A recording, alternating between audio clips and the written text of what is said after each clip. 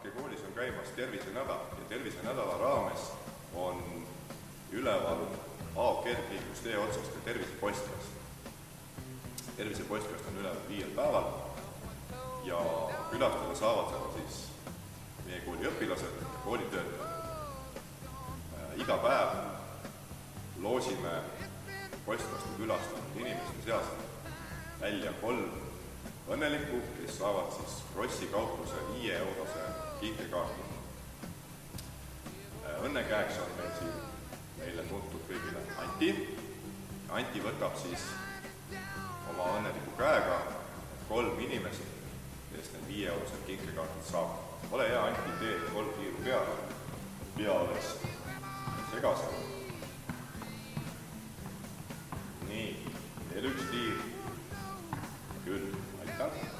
Nii. Ja võta siit kändele. Siit. Läks 1. 2. Ja. 3. Nii, need 3 ma võtan siis oma kätte. Ja nüüd võime Anti silmad avada, ma aitan. Silmad lahti teha. Ole hea, Anti, vaata, kes need õnnelikud siis on. Ja eilse päeva liikumise tulemusena. Nii, esimene õnnelik Paula Alatsee. Paula Alatsee esimesest klassist, jah. Aplaus.